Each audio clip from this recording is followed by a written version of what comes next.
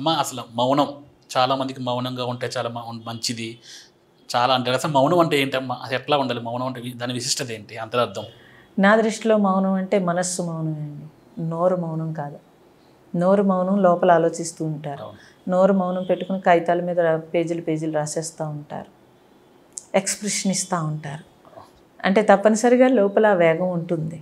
మనస్సు మౌనం అన్నప్పుడు ఆ ప్రశాంతత, సాత్వికత్వము, సమబుద్ధి ఉంటే కానీ మనస్సు మౌనం అవ్వదు.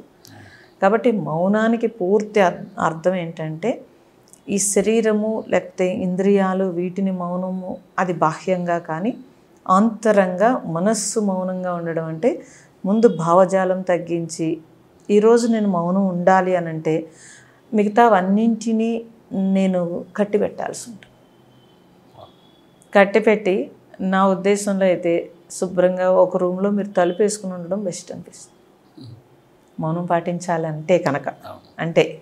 అంతేగాని నేను వారానికి ఒకరోజు మౌనం పెట్టుకుంటానని మీరు చుట్టుపక్కల అందరినీ ఇబ్బంది పెట్టే కంటే, మన్నాడు అవన్నీ కలిపి ఒకేసారి మాట్లాడేసే కంటే, అంత ఇబ్బంది పడే కంటే మీరు ఒక పూట ఉంటారా లేకపోతే ఫుల్ డే ఉంటారా, ఎప్పుడు మీకు వీలుంటే ఆ రోజు కొద్దిగా ఆహార నియమం పెట్టుకుని, అంటే ఎక్కువ ఆహారం తీసుకోకుండా సాత్విక ఆహారం తీసుకుని ఒక డే అంతా మీకోసం మీరు ఆ మౌనం ఉంటే ఆ చుట్టూ ఏది మనకి భావజాలం తగలదు, కనిపించదు.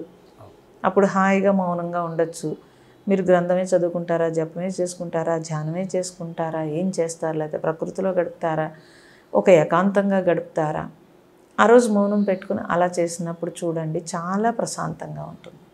మిగతా వాళ్ళకి ఇబ్బంది ఉండదు, మనకి ఇబ్బంది ఉండదు. అది పూర్తి మౌనం.